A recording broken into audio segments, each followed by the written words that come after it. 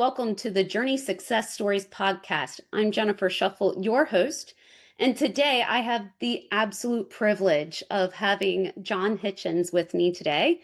He is the founder and CEO of His Will Homes and RX for Wholeness. Thank you, John.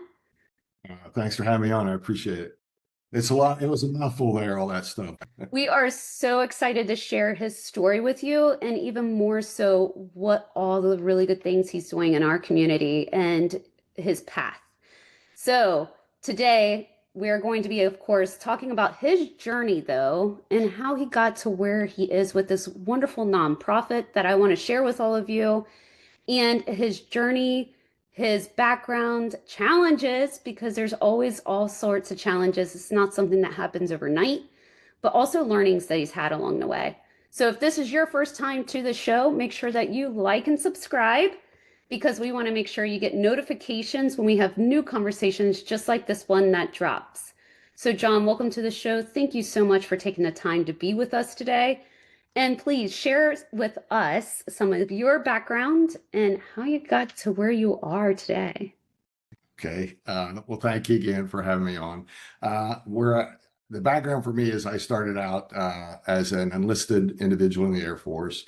I had 2 years of school when I first went in, and then I eventually was able, during those 4 years of enlisted time, be able to go to school at night and got my degree. I got my degree, and then I went into trying to be a fighter pilot, but unfortunately, I had a medical issue occur. It's called a collapsed lung, pneumothorax, and the Air Force, because of that, it's a permanent grounding. So they kicked me out of the Air Force before I ever got to my dream of actually being a fighter pilot for the Air Force.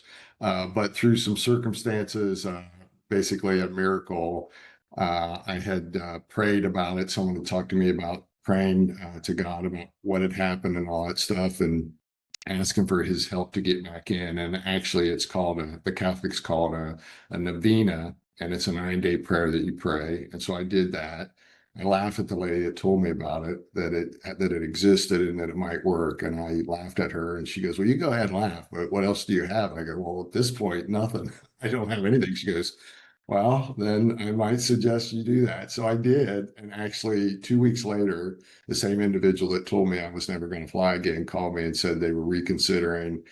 They had sent me a letter that said that if I had no other physical defects, but I had what's called a pleurodesis with the operation of the lung, that they would consider me again. So I went, I tried to get it done civilian wise. Nobody would do it. I finally got to the VA because I was in the military when it happened, and they did the operation, got me back. But there's more times where God stepped in there as well that I could tell you about. But the big thing is that I eventually got there. I eventually flew airplanes, and I saw him take care of me there too. I got sick right up to the last flight that they were going to kick me out because I kept getting sick in the airplane. They were going to throw me out.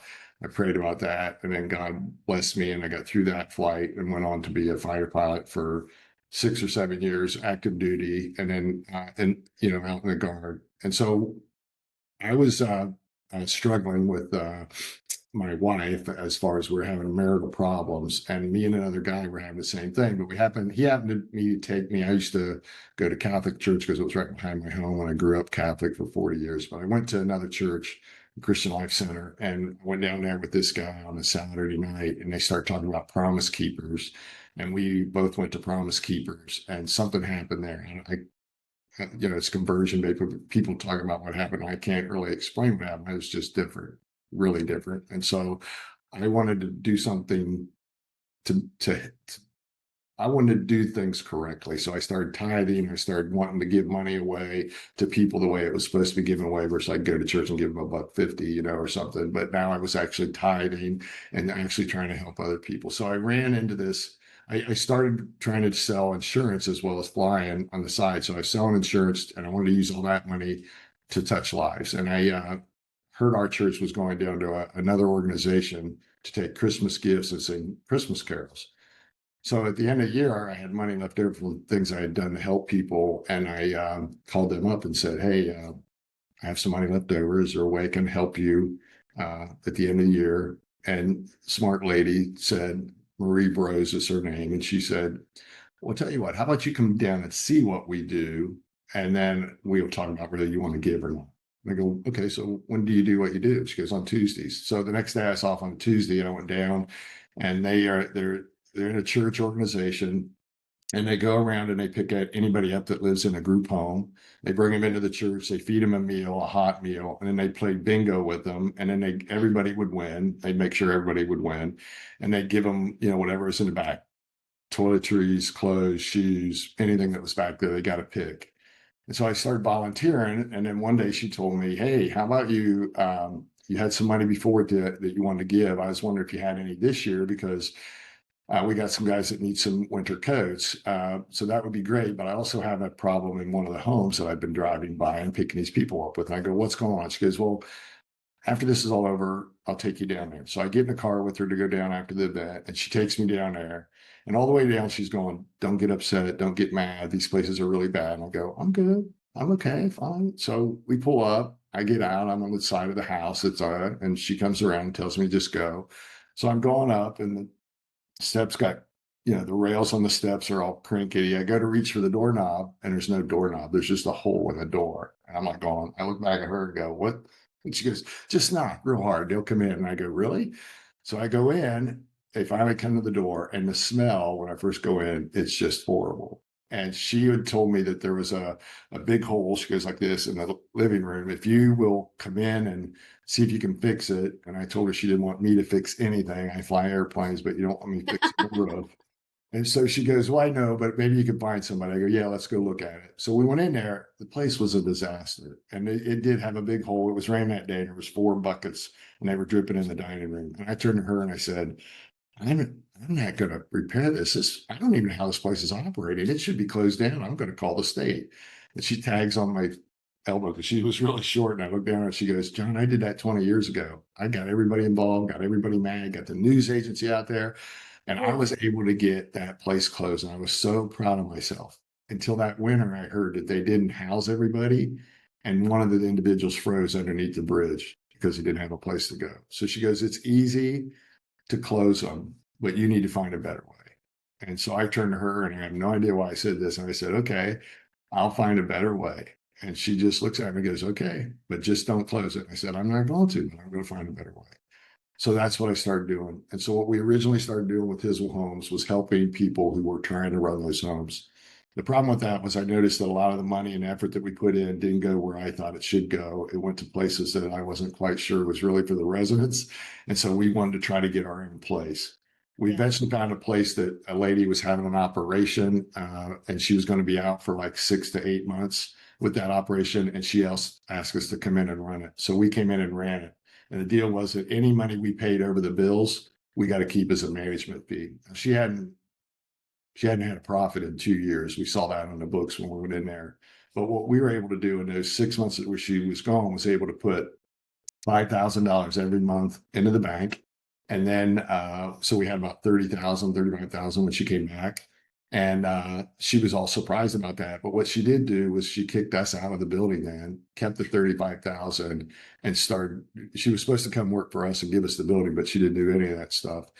And now we could have sued her because we had a contract and all that stuff, but we decided that we're going to just let her run her place and we're going to go out and try to do it. So that's when we decided we're going to get our own building.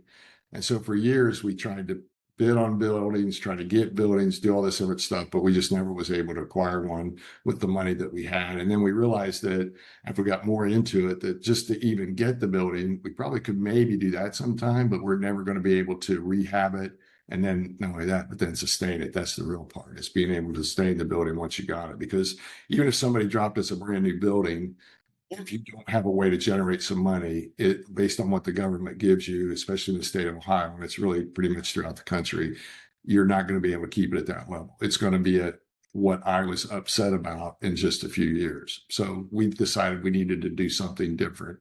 And what we came up with was we talked to both caregivers and people who were suffering, and they talked to us about having an online thing to where they could come in anonymously without having to know their name and provide them services, knowledge. When we look at it, we talked about SHAC is the problems when someone has a mental health.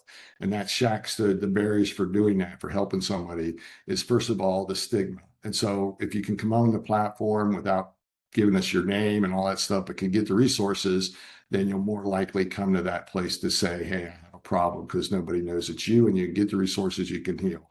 And then you have the H, which is the housing, which is the hardest part because of what we talked about, the money, basically sustaining it, fixing it, bringing in nice stuff, bringing in real care, because a lot of times you pay for what you get. So you got to be able to pay these workers to get good workers to be there and to keep them trained and keep it going. So you have housing, and then you have the aloneness. So when we go on that, you can also form a group, join groups. We have groups on there, but you also can communicate, like a Facebook thing, to where you could actually talk to everybody. So you have people that you can communicate with. You can build a community and feel like you're not alone. Because a lot of times people will spiral and then Yes. commit suicide because they get alone. This is really very dangerous, causes more depression, anxiety, and then it just keeps spiraling down. So the aloneness could be taken care of the platform. And then the care, we could teach them how to care and give them a program that for the caregivers and for the individuals that are suffering, how to do things well, rewire your brain through doing scripture and spiritual disciplines, through the neuroplasticity of the brain, to where we can actually take bad habits, teach you good habits, and the old habits will die. And you'll have what we talk about, going from increasing their, igniting their hope. And then we teach them how to have better resilience. And then we also develop tenacity so that they can move forward. And so then that's wholeness. And you just keep doing that. And what we then do is we talk about the abundant life, is that you do that cycle, then you'll have more abundant life. And so that's the program of that. And then the H is the shack part of the K, I'm sorry, is knowledge. So on the platform, we have all kind of resources to know what you have, how to do it, what to eat, what to exercise, all that different stuff, how to journal, those sorts of things. And then obviously all that's on our e-learning package. So that's what it was. It was supposed to be a complete package that you could come into that platform, learn how to do all that, and then go out in the real world and do it for real. Versus the first thing is you get to practice with a safe community with people that are struggling as well, and then you can move to that. So was our idea. We thought we'd be able to generate a lot of money from that, to then scrape off that money that we do to charge people to do all that for them, and take it and build homes and sustain them. And we would just keep doing that. And if we got a big following, we thought, like, let's say 900,000, and we do $10 for a monthly fee to do all that for you on the platform, that we'd bring in a lot of money every month, to where we could probably build a building every year or every other year. And that was the plan. And that's what we hope to do. So Yeah. that's how we got there. It's so remarkable what you guys are doing and what you're striving toward. So, share with everyone where you are in this journey. How many homes have you built? Like, what does this look like today?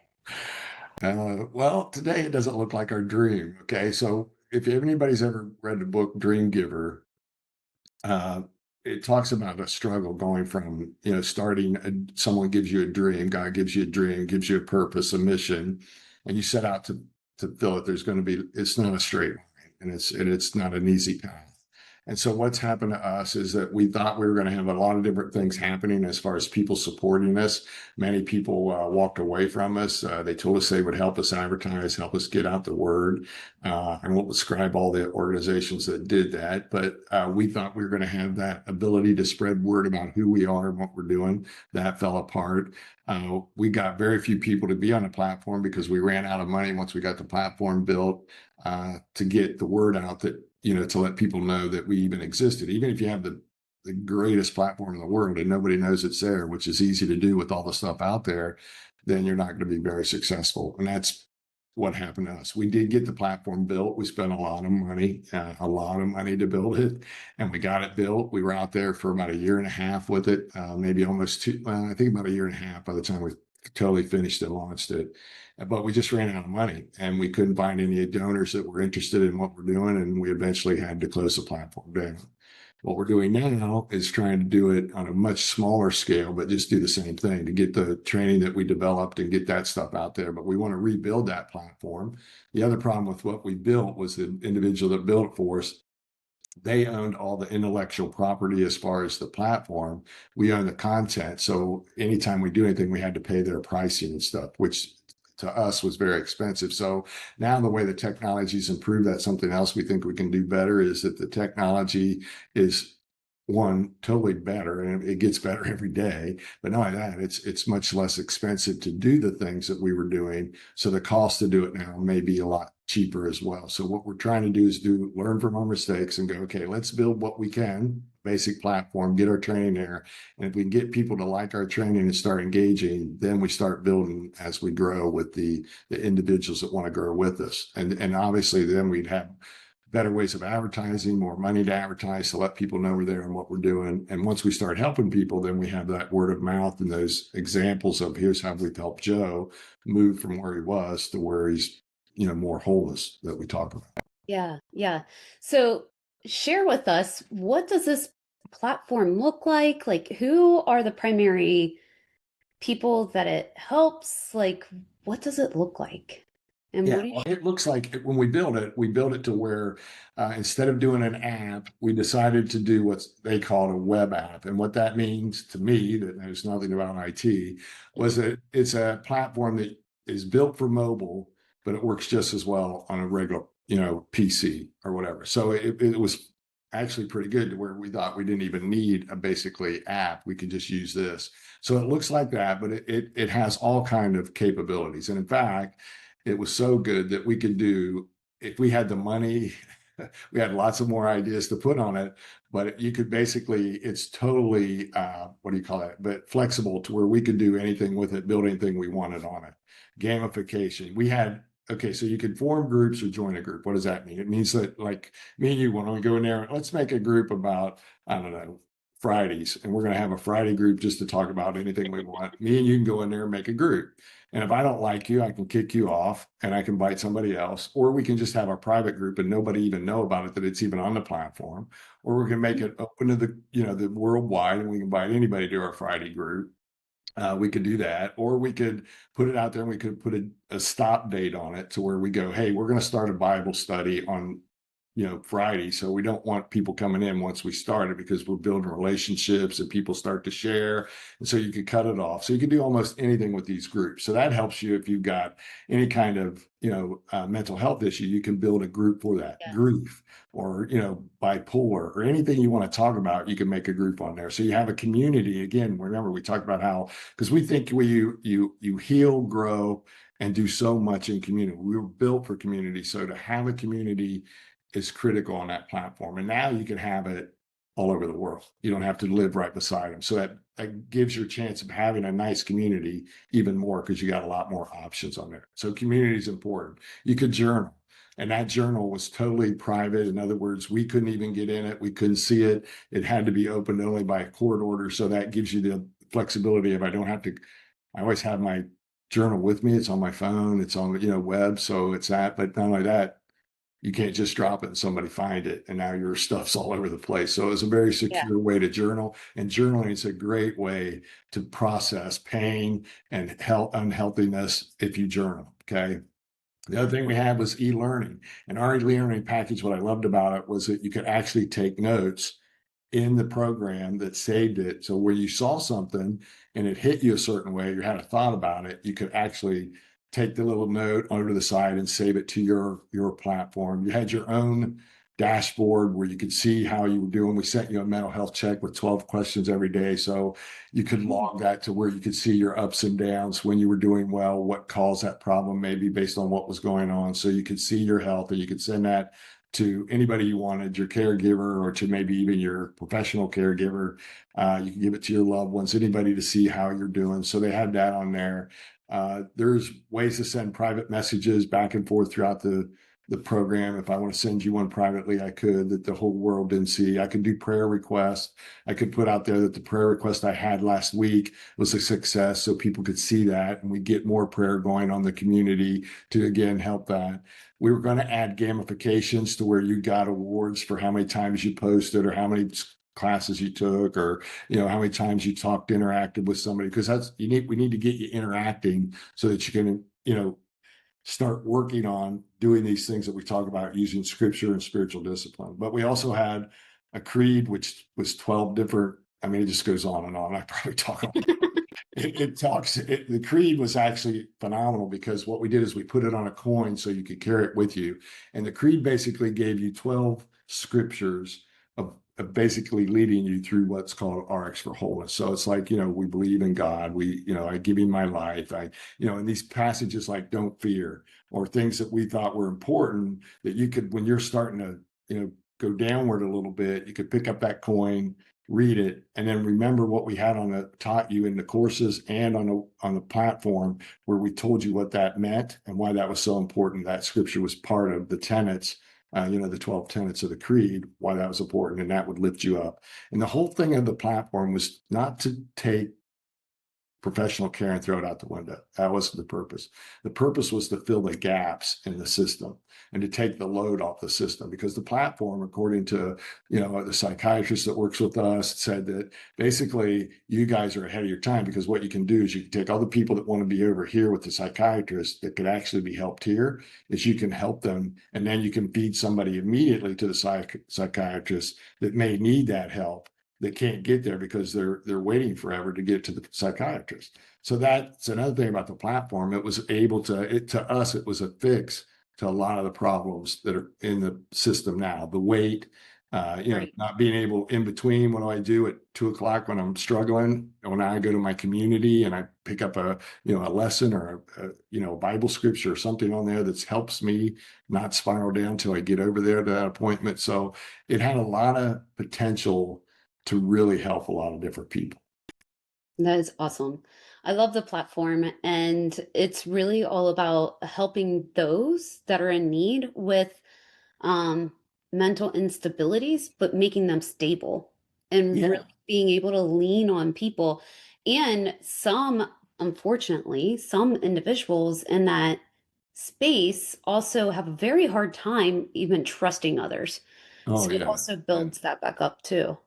That's huge. All that stuff that you said, and that's the thing that the platform does really well is it's 24/7. You get in a group or you get in with people, then you learn to trust them because you've dealt with them. I mean, you may not open up the first day and spit out your entire life, but as you go, you do. And the whole process of the platform was to be able to take you and teach you that you can even open up and share that with anybody, anywhere, because it's not your identity. Your bipolar or schizophrenia is not your identity. That is something you have, like I have heart disease or I have problems with my hearing or whatever I have. It's a medical condition. So that's the key of the platform, was to teach you to then be able to go out in the real world and Mhm. stand up and tell somebody that I actually have this problem, because that helps everybody else in the community, because now they go, well, John spoke up and he seems to be doing fine, and he is, so it just gives people more courage. One person stands up, then two or three, and then pretty soon the stigma has been greatly reduced in the community, and certainly on the platform that we opened up to do that, because everything that we do on the platform was going to be monitored. And even before you got to post it, we had to look at it and approve it before we posted it. So that keeps the community safe as well. And that's the thing, is you need a secure place, a safe place where you Yes. can process these things that you're going through and feel like a lot of people have jobs and they don't want to go to the HR department because they go, they're going to fire me. They're going to think I'm nuts and kick me out of my job, or I'm going to do this or that. And so there's a lot of fear with standing up. And they say the people that we know, which I think it's up in the hundreds of thousands now in the It US is. that have a Yeah. mental, that's been brave enough to stand up and say, hey, I have a problem. Is that's just the tip of the iceberg. All these other people have those issues, and but they're not talking about it. I mean, anything like anxiety especially is so treatable, but yet the average person, before they get to help, before they go, I'm going to go get help, is 11 years. 11 years Wow. suffering and struggling. And the sooner you get help, Yeah. easier it is to bring you back to healthiness. The deeper you go into it, the harder and longer it is to get you out. And so it's very difficult if you wait that long. And that's why we try to encourage anybody.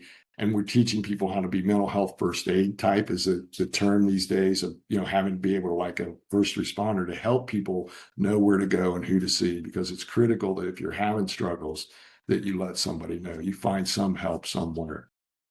So if I were to look and think about 5 years from now, where do you want to be? Like, what does that kind of look like? Have you outlined any kind of goals, aspirations, measurements?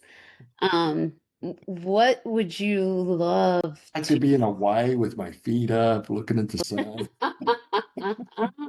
Now, I've already done that. So flying with American Airlines helped me get to places that were phenomenal. So that was the whole thing is when I retired early during COVID because a good friend of mine that was running our Bible study asked me, thought I should go at that time. So we prayed about it. We did. But yeah, so I've got to go all these places. I did a third in the military, a third with American, and now this last third I'm trying to dedicate to him, to God, and to what he wants. So 5 years from now, what I would like to do is to have it to where we got a platform back up. We right now we've got a big thing going on in India. I probably have 10 different people over there that want us to bring mental health training to them because they don't have anything. Over here, we got lots of stuff. It's overwhelmed. The system's overwhelmed, but they don't have hardly any mental health resources over there. So what I'd like to do is in 5 years to have both a home, at least one home, have our platform back up. And I know this is a lot, and then have our mission. Both we've got people in India, Zambia, and obviously Ukraine that are struggling because of all the trauma over there. But Zambia, we got an individual over there that has 15 pastors and 20 churches that they're doing part of our training. He just emailed me today. He's been through 2 courses that I've sent him, and he wants another one. And the problem with Zambia is they have like zero money. So it's just basically I send him the course and go see what you can do with it. And so he's went through 2 of them with the pastors, and he just asked me for more today. So that's exciting. So I want to keep doing this, but again, we got to have money. We got to find sponsors. I need money to rebuild that platform. And I want to build it Yes. on a different, I forget what you call that, but a different system because I want to own it all. I don't want to have someone else telling me about the platform. So we want to be able to control that platform and the intellectual property that we build.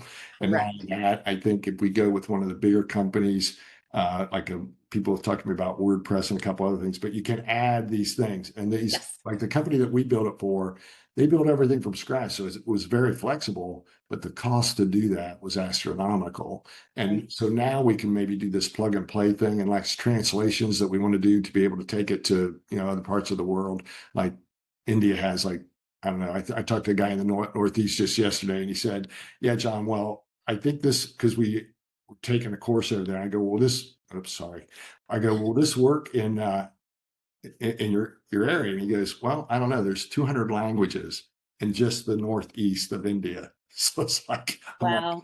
well, hopefully we'll start out with the English speaking ones first, and then we'll figure out Right. And which we'll go from things to there. do. But Yes. translations are critical, and all that AI is expanding, but it's also Yes. decreasing in cost. So I think we can do it next time much cheaper, better, and then, like I said, do it at a slow pace versus we went with the first philosophy was build it and they'll come. That didn't work that well. So now we want to build it as they come versus, Yeah. yeah. So AI is a powerful thing where you Okay. can bridge that gap Yeah. of languages very quickly. So that'll be a really cool aspect to get online too. Yeah. So, rapid fire questions. Are you ready for some really quick answers? I'll try. As a fighter pilot, I'm just kind of used to making very quick decisions, but I am getting old, as you can see. Stop it. All right. What is the key to success for you? That's not rapid. That's pretty deep. But the key to success to me is our name of our company. And this is why I made that name is His Will. Being in His will is success to me. Anytime I'm outside of that, it's just going to be pain going that way and pain getting back till I get back to His will. His will is my idea of success, being in it. Awesome. So, what is your one piece of advice that you would share with other business owners? Uh, Go read that book I mentioned by, I think it's Wilkinson. It might be Bill Wilkinson, Dream Giver, because that teaches you, especially the guys that are first starting out. If you're already started out, you've already went through a lot of this, and if you've been established, you've been through a bunch of it. But that book will keep you going. So when you have a dream, you have a desire, you have something that God gave you, is go read that book because it lays out exactly what you're probably going to experience in many ways. And you're going to be prepared for it so that when it hits you, you won't throw in the towel because most people quit just as they're getting ready to have that success. and they don't Yes. realize it. And that book will tell you all that, but it also say that here's the thing, if you're a Christian, God's in you. So there's times that like doing this platform, I was like, we had no idea. We prayed, we asked, don't, close doors, open the ones we easy to walk through, don't let us go down the wrong way, help us avoid, any pitfalls, all that stuff. And yet we still got hammered. As far as I'm concerned, I'd call it, well, we just got hammered. We had to close it down. So what was all that about? I learned a lot of stuff and we grew and all that stuff. So it was about the journey doing that. Now it may be, how do we do it even better this time? And so that's the key, is that to read that book and then just remember, if God is in you and you pray about it, he's leading you.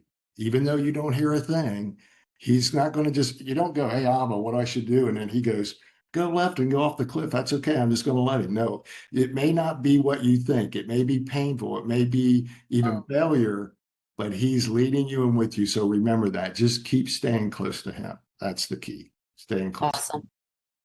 So, what is a book or a podcast you're reading or listening to right now?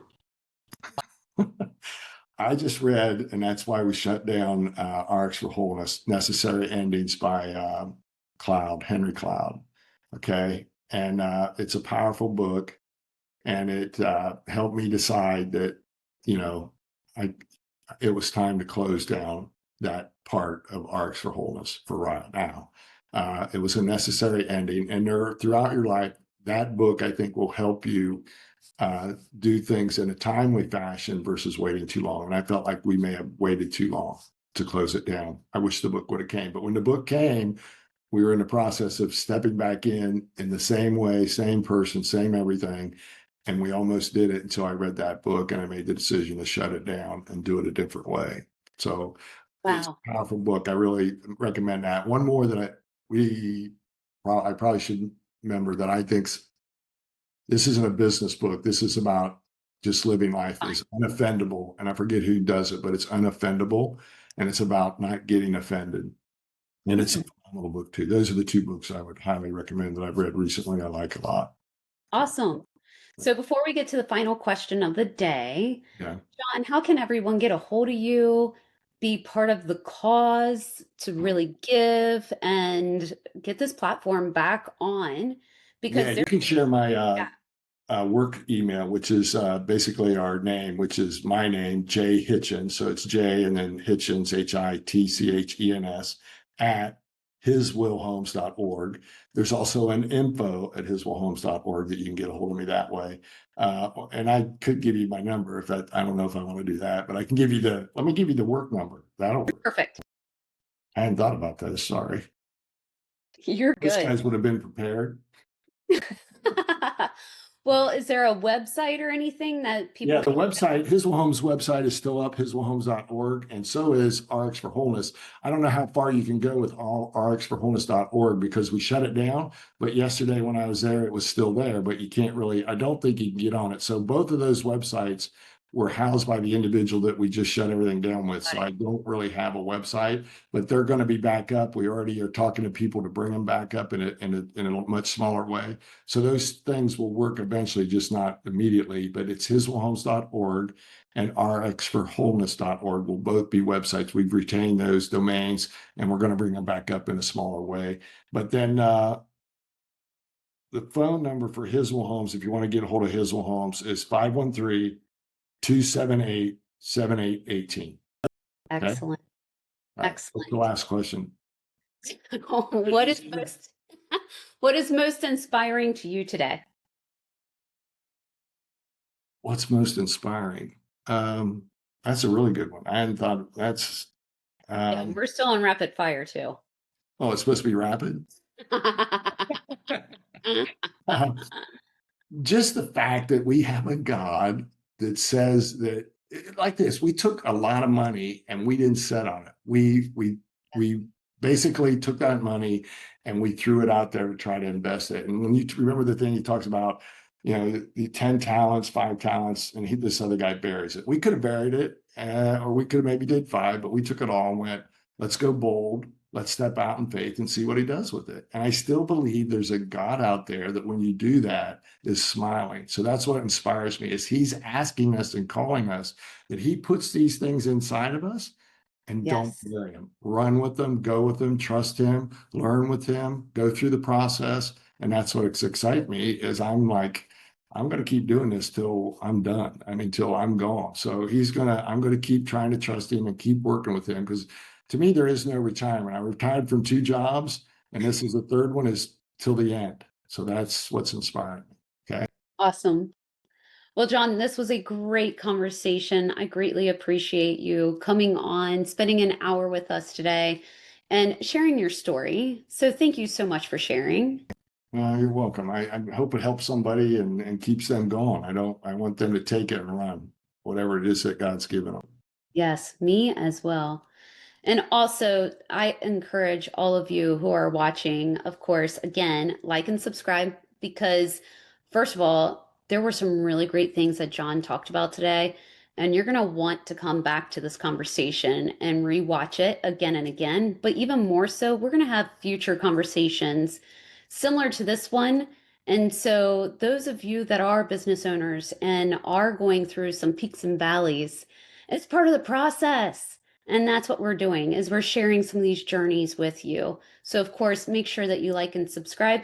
And thank you for joining us. And again, John, thanks again for joining us and sharing your story and really helping our community. Greatly You're appreciate welcome. And I just appreciate you for doing this and to getting the word out what we're trying to do. So thank you. It's amazing what you do. it. And thank you.